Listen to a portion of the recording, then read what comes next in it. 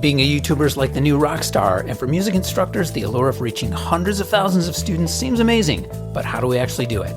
On this episode of Rock School Proprietor Podcast, we're talking with YouTube guitar teacher Lauren Bateman, who has over 500,000 subscribers. Lauren speaks honestly about what YouTube success actually takes. It isn't overnight fame, it's years of consistent effort. We're talking about authenticity in content creation, navigating algorithm changes, and how AI is impacting music education. Whether you're dabbling with YouTube content or not, Lauren's an inspiration when it comes to persistence and putting in the work. Qualities that always pay off. Stay tuned. Just a quick heads up to our listeners that I'll be speaking at the NAMM show in Anaheim, California on Saturday, January 24th. My session's called Reimagining Private Music Lessons for Today's Learners, and if you're going to be there, I would love to see you. And even if you can't make the session, but you're heading to NAMM, shoot me an email at info@rockschoolproprietor.com. I'd love to connect while we're at the show. Welcome to Rock School Proprietor Podcast. My name's John Kazicki, and my co-host is with me today, Mandy York. Hi, Mandy. Hey, John. How's it going? I'm doing really well. I'm excited because we have a guest joining us. Our guest is the owner of 2 brick-and-mortar music lesson studios under the name LB Music School in Massachusetts. She is the creator of the 7-level guitar system online guitar course, and she runs a very successful YouTube channel, over 500,000 subscribers. Lauren Bateman. Is it 500,000? Is it, are you closing in on 1 million? Well, yeah, it's like close to 600,000 now. It's funny, right. The bigger you get, the less I keep track of the number. Isn't that funny? Just success over success over success. That's fantastic. So I know we're going to talk a lot about YouTube, and that is kind of why I asked you to come join us today. But I also want to know how you balance what clearly is a very successful online YouTube channel, and you have your courses, with your brick and mortar. Because I know for me personally, running the brick and mortar, and you have 2 of them, and even just doing this podcast, it can be a lot. So how do you balance that? You know, it's always funny, the word balance. I don't think I'm very good at balancing. I don't want to pretend that I balance very well. All right, we'll just close on that, Lauren. No, I think it's about being good about how you're prioritizing your time. So say, for example, with the music school, I maybe spend 1, maybe 2 hours a day just checking in. Sometimes it's like a 15-minute check-in. I have a great administrative team, which I think is a key, because, you know, I coach a lot of people who have brick and mortars, and they're like, how do I get out of, you know, doing everything? And I said, at some point, you have to trust that other people are going to do their job.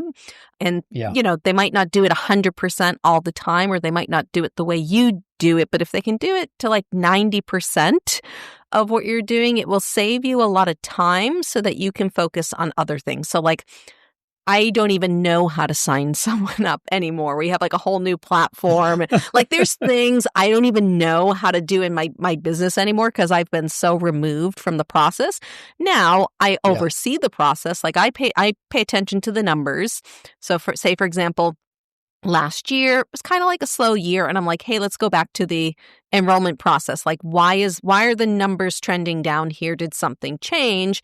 And I saw that like someone within the enrollment process had completely changed the enrollment process. And so we went back and I revamped that. But I only did that because the numbers, I know my numbers very well, and it was telling me that something was not right, or I needed to pay attention to something.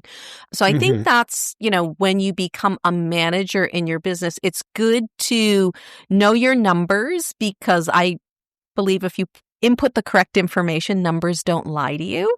So you can learn a lot just by watching how the numbers move. And so that's what I do. And I just hire good people who I trust that can do their job, that make my job easier. Would you, at this point, with 2 brick and mortars and everything else you have going on with your online courses, would you pursue opening another brick and mortar?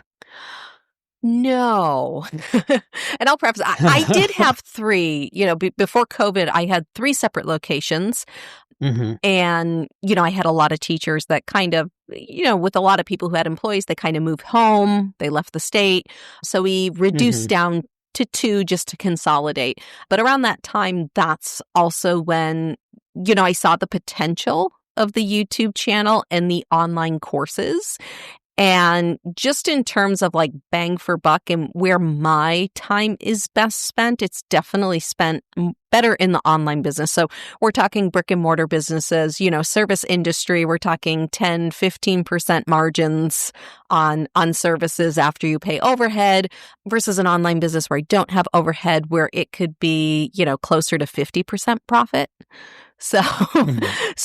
you need to make a lot less money to make the same amount of money. So for me, in terms of like time well spent, it's definitely better spent in the online business, but I still operate and manage the music schools, because they're profitable. And for now, they're working for me. So why not?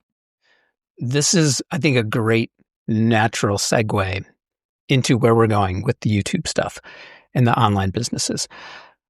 Because I've seen I would say in recent years, definitely post-COVID, a bigger shift among guitar instructors Mhm. in particular, just because I sort of pay attention to guitar instructors a little bit more because I am one, to pursue these online businesses for the same reasons that you just mentioned, the profit margins and the potential to scale. And there's definitely that allure of, oh, well, I can work less and make more money, which I think that could be true. But I also want to talk about the reality of that Yeah. and really dig in because it, and maybe this is my own personality clouding it, but both Mandy and I are really big into that in-person experience, right? So we tend to lean into that. So my head doesn't necessarily go to that area of like, ooh, should I completely shift what I'm doing and because I'm doing the same work and go to online? Basically, I'm not naive enough to think that it's that easy. So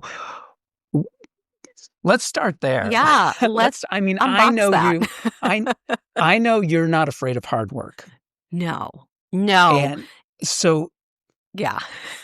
let's hear some statistics, right? Maybe some statistics on, if you have them, about like successful YouTube channels versus not successful or Yeah, I think when you're talking about people who are like my size, that have big channels, probably over 500,000, I mean, there are hundreds of millions of YouTube channels at this point. There's billions of users, and I would guarantee you that it's only the top 1% that are near where I am in terms of even having probably over 100,000 subscribers. It's very rare. Mhm. Most YouTube channels or most people who start a YouTube channel to upload content only have one or two long form videos, and that's it. They stop. So the success rate is very low. It's really low. Okay. Only because YouTube is one of those things that it really beats you up. It's like any platform. It takes time to grow. It's not like you're Mhm. going to put a video out and a million people are going to find you. Granted, does that happen sometimes? I had a client, she put a video out. It was like one of her first videos and she got over 1 million views. I told her, I was like, that is the exception. You are not the rule. Like I said, that Mhm. rarely really happens, but I acknowledge that it does sometimes happen to some people. But the majority are going to be like me, where it really took, almost 3 years to make any real money. So my first 2 years on YouTube, I didn't really make any money, which was fortunate that I had my brick and mortar business because I still had the income from that. And I was doing YouTube, very part-time compared to what I'm doing now. And it's just like you say, you know, y- you got everyone has this idea of like the passive income from YouTube. YouTube is not passive income. Mhm. You have to work. You have to keep making content. You have to keep doing input into that system. And my wife says my superpower is that I can do the most mundane things over and over and over again, knowing that eventually it will pay off. And she said there's not many people who can do that because sometimes it's exhausting and you're not making money and you're like, why am I going to make another video? I'm not going to make any money. Nobody's going to watch it. But I had a strong belief in the potential for what it could be, because I knew the internet very well. And I was like, this is something I think that could become something.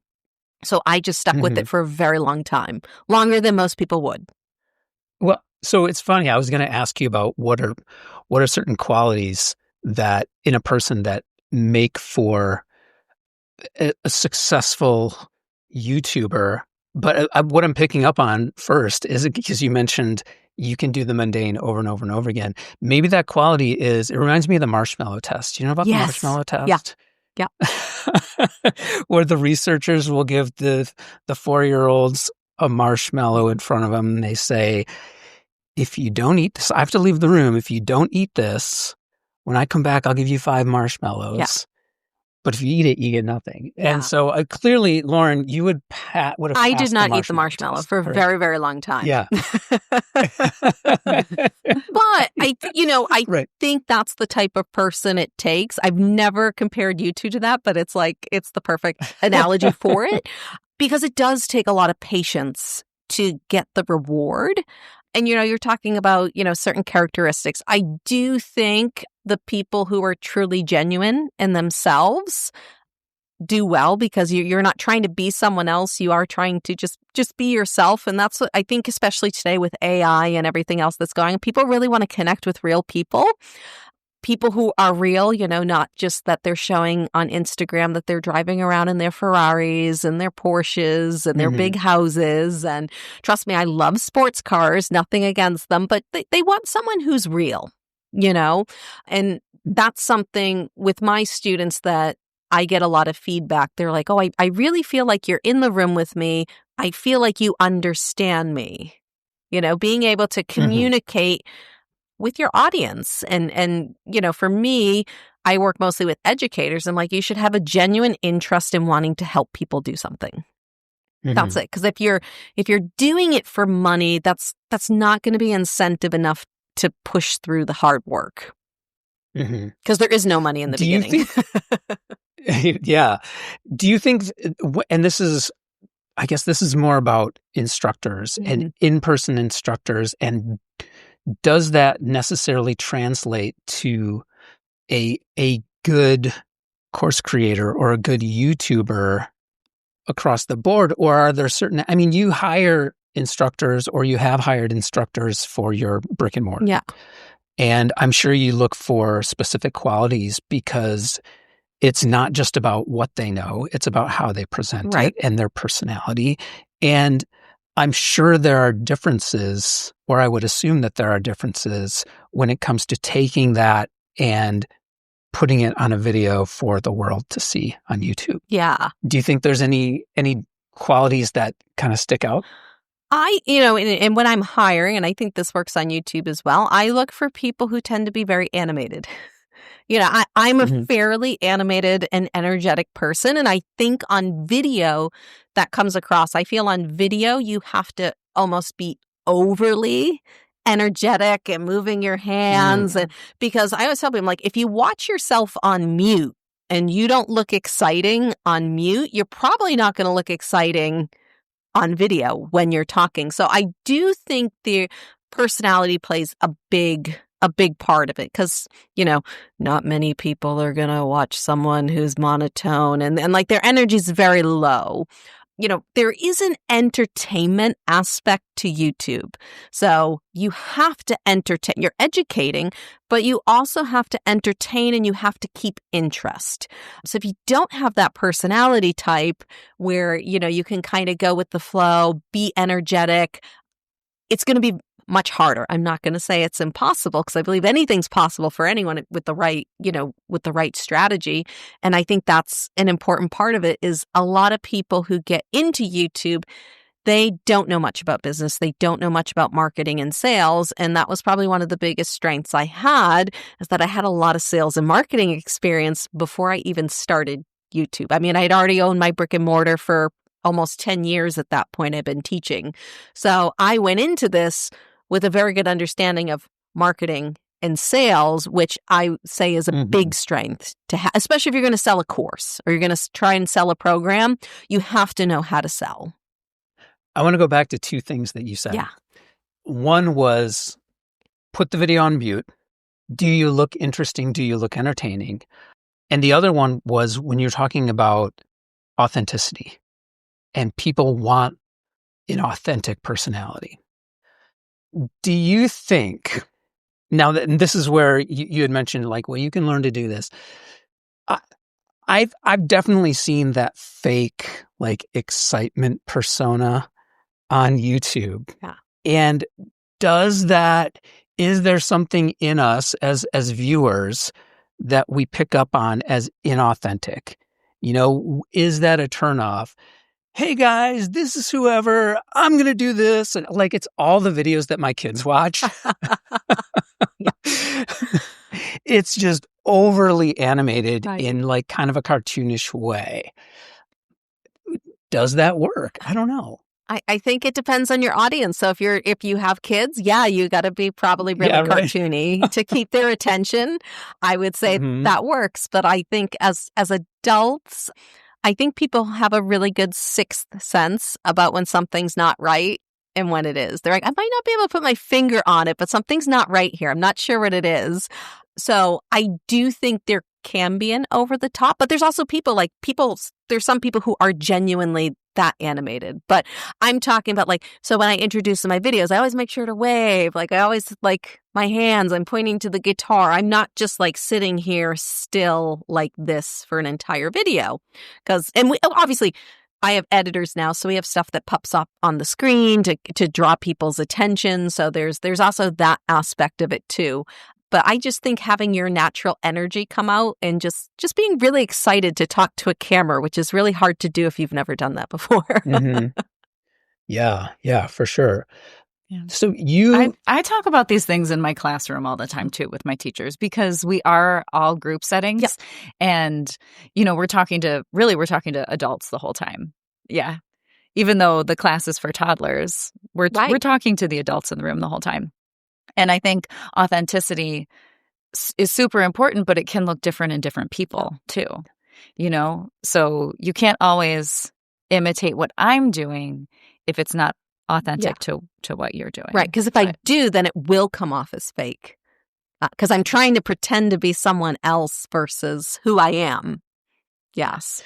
That's a great point. And I think it goes back to, Lauren, what you were saying about your background in sales and understanding who your target market is, right? Because in Mandy's case, yes, you're in the classroom with babies and toddlers and their caregivers.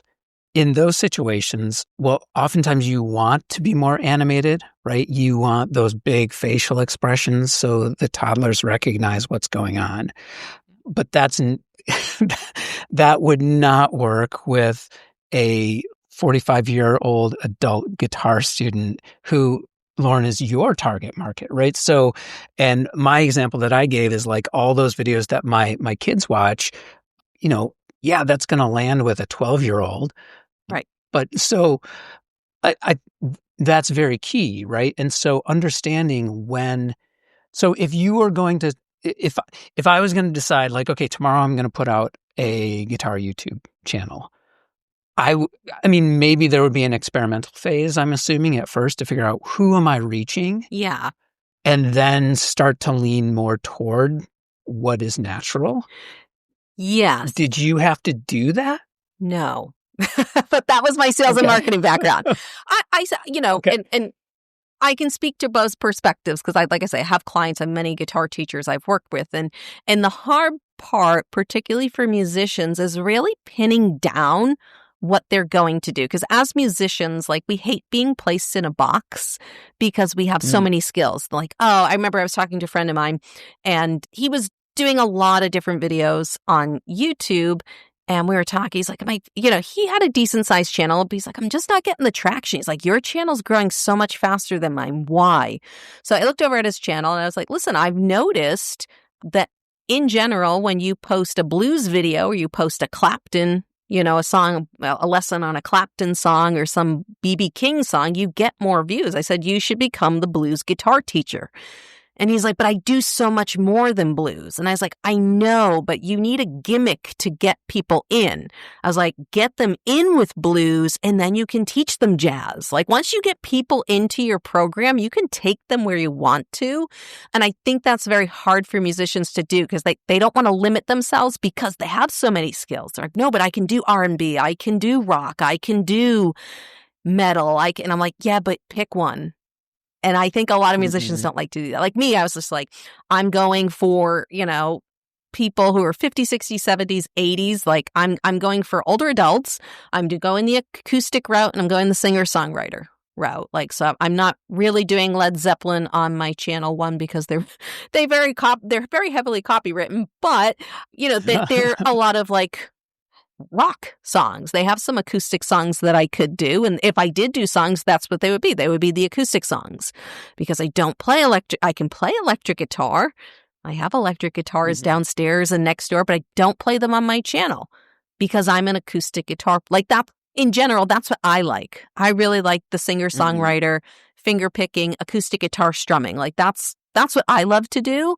So I teach that because if I'm teaching something I love, that will also come across in the video. If I'm teaching something that I don't really enjoy, you'll notice my energy is not the same, but you'll know when I'm teaching something that I absolutely love because the energy level just rises because I'm enjoying it too. So for musicians, I think that's a hard thing is really what we call niching down into like what you want to do and the audience you want to help. But that's marketing, Right. So your channel, I know you started a channel in pre-COVID. Yes. And my understanding is COVID is just before COVID is when you saw like kind of a significant spike. Yeah. What would you say are the challenges or what were the challenges for pre-COVID YouTubers versus the challenges for post-COVID YouTubers, which I would assume there's exponentially more post-COVID?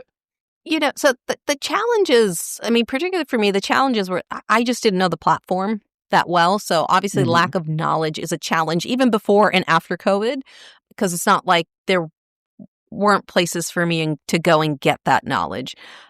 But I think post-COVID, the benefit of online learning, I think not that people are opposed to online learning, because obviously YouTube's been in existence for a while. Online courses have been in existence for a while.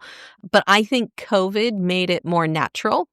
Even for the music school, It's like we do a lot more Zoom lessons now than we ever did. Like when we have a snow day, we switch to Zoom now. We couldn't do that in the past. Like no one would hop on Zoom for a Zoom lesson. So I think now post-COVID, it makes it just more reasonable that people are willing to go online. Now the downside is there is a lot of competition, but I would also say there was still a lot of competition when I first started too. Like there's always going to be competition. And like I said, if you're better with your marketing and your sales, you'll more likely to be successful. But I also understand that, post-COVID, and what are we, we're 5 years out now, that there probably is, a little course fatigue. I don't know how your Facebook feed goes, but I get so many ads for make $10,000 overnight, make that people who are trying to promote course creation and all of that stuff. So I do think there is probably a fatigue a little bit, but I mean, this last year was my best year. So I don't want to say that it's like it's running out. I think, if you do the good job, you build the audience and you nurture that. And like I said, if you are authentic, you can do really well, but it just takes time. Now, one of the reasons I initially reached out to you was about a month or so ago or weeks ago, you had shared a Facebook post. And in that Facebook post, one of the things you wrote I'm going to read this back. At the end of the day, you have to work for every single piece of success you have, and you are one algorithm change or tech glitch away from it all falling apart. Is there a way for you to stay ahead of these algorithm changes, or are there things that you can do because you're at the mercy of whatever YouTube decides to change for the algorithm? Or if you're promoting on Facebook, whatever they decide to change in their algorithm, and then you don't show up on people's feeds anymore. Or they you ban have no your control account. over that. I've had so many people who've had their accounts stolen or shut down. So it is a reality. And I'll tell you about a personal story, like how I got into the online space. I actually started, years even before YouTube. I was building informational websites, and I would put Google ads on the website, and you would make money when people would click the Google ads. And I had like 3 or 4 websites I was working on all around different topics. And I was making $4,000 or $5,000 a month just on Google ads, people clicking these little ad things on the website, which they're still there. Google pop-up ads are still, valid. So overnight, there was an algorithm change that I think happened in 2009, 2010-ish called Google Panda. And if you're in the IT world, you know what Google Panda is. Google completely changed their algorithm for search. And my business went from making $5,000 a month to like $500 a month overnight. So I learned crap, you shouldn't have all your eggs in one basket. And I keep that because I've experienced it personally. I keep that in the back of my mind with YouTube, and it's conversations, that I have with my wife. I'm like, this could go away at any time. I don't want to say that this is forever, because I know things change. There was even one day or a couple years back that Instagram shut down for a day, and people were going crazy. They're like, oh no, they were, I'm like, well, I also have Facebook and I have YouTube. So so I think there is a diversification of platforms. Or the TikTok. Or the TikTok. Look at TikTok when they were trying to shut down earlier this TikTok. year. Everyone was like, no, but that's how I make all my money. And that's where, a goal for me is, yes, I use YouTube as a lead generator, but my goal is to get people off of YouTube and onto my mailing list so that they become part of my world and they become my customer as opposed to YouTube's customer. Now, I use YouTube. I also use Facebook advertising. I haven't fully got into Google advertising, but at this point, you would start diversifying. And this is part of why I haven't sold or gotten rid of the music schools, because I'm like, well, if the YouTube goes away tomorrow, at least I still have my music schools. If the internet shuts down, I still have a brick and mortar that makes income for me. So that was something I learned, at a very young age about diversification, like true diversification. So that's my answer to that, is just to be trying to get people into your world so that you own them as a customer versus them just watching you on YouTube. You have no clue who they are. You might have, their tag name, but you don't know who that person is. You have no way to communicate with them outside of maybe commenting back on YouTube. So if you can get them into your ecosystem, then they're your customer that you can then market to and promote. And that is a much stronger place to be operating from than being reliant on all these other systems and companies. Yeah. That's great advice. And I assume you're not relying on YouTube to store all your content either. No, we have everything. We have everything in Dropbox. I have every course, even though the courses are in my Kajabi, it's like we have everything saved because you don't know what's going to happen. And hey, if we have to re-upload content somewhere, well, we have it. Yeah. In the spirit of, getting ahead of that, and, you don't have to divulge future plans, but are you viewing AI as potential competition in either now or in the near future when it comes to people wanting to learn how to play guitar? Yeah, I think there is. Obviously, it's strong competition. AI is getting smarter, and I see friends who are using AI to like show them like flying airplanes, and like it looks so good. Like obviously I know the person, so I can tell it's fake. I'm like, I know you don't fly an airplane, but it's getting better. So I don't want to say they even have, like, I saw something on TV, they have actresses and actors now that they're using for AI. Like like these AI companies are creating movie stars that you can use in movies. So I'm not unaware of the fact that AI is becoming a big part of our world, and it's going to become bigger. But I do realize that there are certain people who would prefer a human interaction versus an AI interaction. I think it's the reason why I still have a profitable brick and mortar business, because not everyone wants to learn online, even though, listen, that there's tons of people who are learning online. I know because they're signing up for my programs, but there are still people who want to go in person, work with the teacher in person. And it's going to be the same with AI. There's going to be some people who aren't going to care. They're like, hey, as long as I get a quality product and I get results, I don't care if it's AI. And then you're going to have the people who will be like, I just want to make sure it's a real person. Or I'm really skeptical of AI. I'd rather work with a real person. So I think there's going to be that. So I don't think it will be competition, but I don't think it's going to completely eliminate, people wanting to work with people in person. Do you worry that, man, I don't want to scare you. I don't want to I don't want to push too far, Lauren, but do you worry that not necessarily, I mean, yes, I agree with you 100%, but the amount of AI content could completely saturate the market and make it harder for YouTube creators to be even seen, like organic YouTube creators, that would be one that I would be thinking about. Okay, if all of a sudden there are AI guitar lessons and one day there are 5 of them and the next day there are 500 because it can, generate exponentially, all of a sudden, the YouTube landscape is much larger, right? How do you find the stuff how do you reach those people that want the organic? I think it's the same way as when I started. Because even though I didn't have AI, I was a tiny fish in a giant pond of guitar teachers that already had millions of subscribers. I'm talking like the bigwigs, like Justin Guitar, Marty, Andy, every dude out there that teaches guitar on YouTube. I mean, there's hundreds. There's probably thousands of guitar teachers over on YouTube.